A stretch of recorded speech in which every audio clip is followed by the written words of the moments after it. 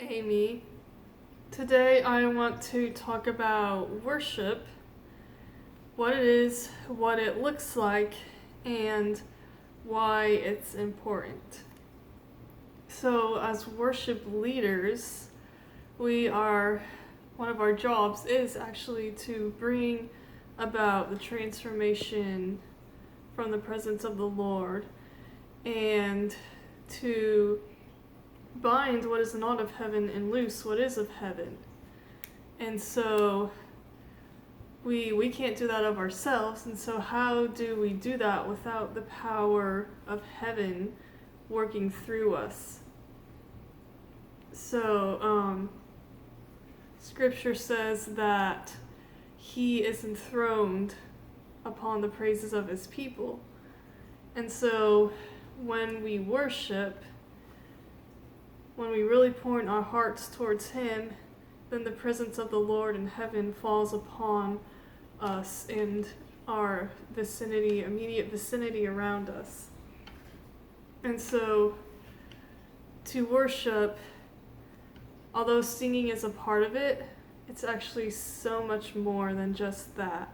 We can bring the presence of the Lord literally anywhere, all the time, through worship. It doesn't have to be singing. Worship really is a whole lifestyle. It's how we live every day and what we're doing every day, every second of the day. Are we doing it for him? Are we connecting with him? Are we seeing him in what we're doing? Worship is really just turning our attention towards him and being aware and alert for his presence. We are seeing him and listening for him in everything around us. When we worship, we are taking his glory in. We are finding it and taking it in, and then shining it out to the world around us.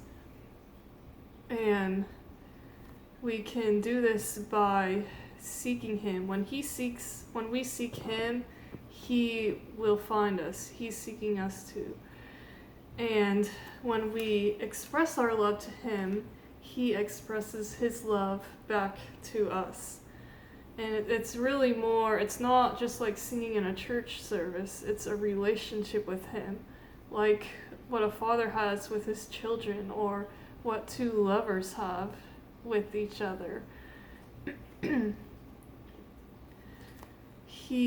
So when we begin to see him and recognize him, he'll recognize us. When we start telling him who we see him as, when we start declaring in our hearts or through other avenues who he is, who we see him as, and he will tell us who we are.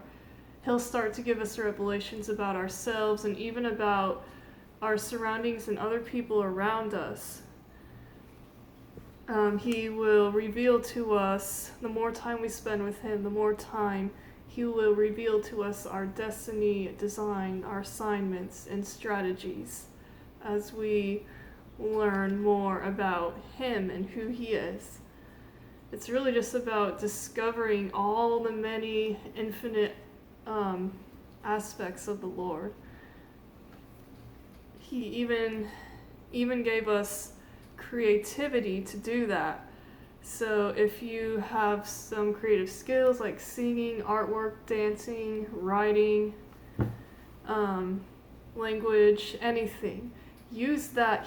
Our one purpose, like we were created for worship, and so when we don't worship, we are basically forfeiting the reason we exist.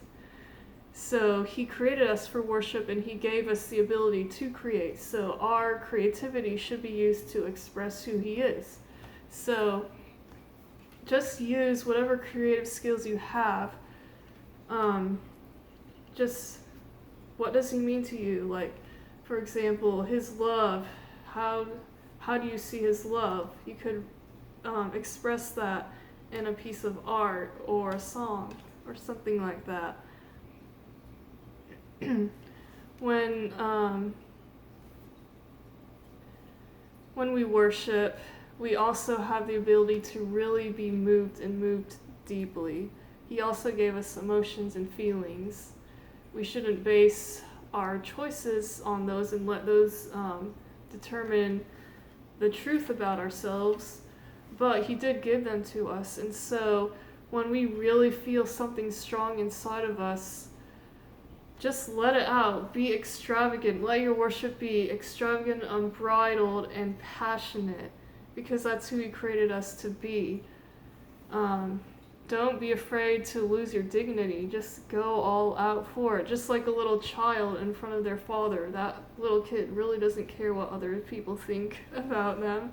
So I really feel like the Lord wants us to be the same way. We don't care about what people around us are thinking. It's all about us and him. And he thinks we are good. He said, he looked on creation and said it was good. An example of this in scripture, actually two examples, are King David and Mary Magdalene. King David really just went all out dancing before the Lord. He didn't care. He may have been criticized, but he didn't care because he was just so consumed with love and zeal for the Lord. And then Mary took a year's worth of wages in a flask of perfume, and she just took it and broke it at the feet of Jesus. And in both of these circumstances, people criticized them. David was making a fool of himself. Mary was being foolish, wasting all that money on doing what she did. But they really touched the Lord's heart so much in doing that.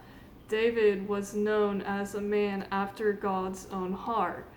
This is how the Lord saw him. And Mary was in the group of the very first people who got to see him after his resurrection. So that shows how much he loved them and how much they loved him, and just expressing their love for him in the worship they did.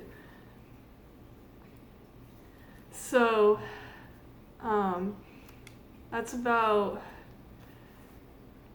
most of what I have to say on this subject. There's a lot more I could go on, but as we are using everything within us to connect to the Lord, to show him in the people around us how we see him, how we feel him, as we are alert to his presence and always thinking about, what do you want me to do, Lord? Who do you say I am? What do you say about this circumstance? Then he comes in. When we focus on him, he focuses on us. He comes, brings his presence upon us, and does incredible, even supernatural things. And so that is what makes worship so important and so powerful. It shows us who we are. It brings the presence of the Lord, and through his presence comes revelation and transformation. All right, that's all I have to say for now. Thank you so much for watching, and I hope you will put some of this into practice in your worship and really go out and explore the Lord. Find who he is to you and show that to first him and then the others around you.